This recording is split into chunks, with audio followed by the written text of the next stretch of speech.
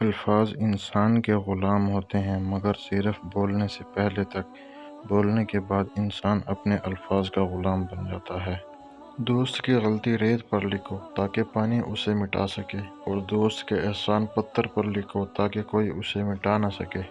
اپنی سوچ کو پانی کے قطروں سے بھی زیادہ شفاف رکھو، کیونکہ جس طرح قطروں سے دریا بنتا ہے، اس طرح سوچوں سے ایمان بنتا ہے۔ تمہارا بدترین دوست وہ ہے جو تمہیں غلط بات پر راضی کرے۔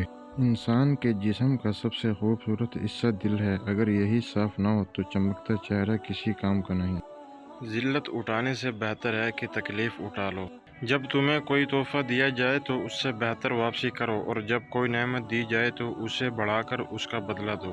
اگر انسان کو تکبر کے بارے میں اللہ کی ناراضگی اور سزا کا علم ہو جائے تو بندہ صرف فقیروں اور غریبوں سے ملے اور مٹی پر بیٹھا کرے۔ عورتوں کی عقلیں ان کے جمال میں ہیں اور مردوں کا جمال ان کی عقلوں میں ہے۔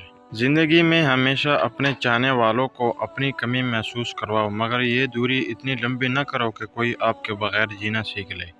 جو ذرا سی بات پر دوست نہ رہے، سمجھو وہ کبھی دوست تھا ہی نہیں۔ توبہ روح کا غسل ہے، جتنی بار کیا جائے روح میں نکھار پیدا ہوتا ہے۔ مشکلات ہمیشہ بہترین لوگوں کے حصے میں آتی ہیں، کیونکہ وہ اس کو بہترین طریقے سے انجام دینے کی صلاحیت رکھتے ہیں۔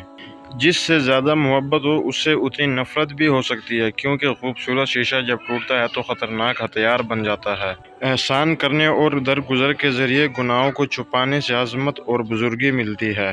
برے انسان کی صحبت سے پرہیز کرو، کیونکہ وہ تلوار کی طرح دیکھنے میں خوبصورت اور اثر میں خطرناک ہے۔ ہمیشہ اخلاق سے بات کرو، کیونکہ انسان پر سب سے زیادہ مصیبتیں اس کی اپنی زبان کی وجہ سے آتی ہیں۔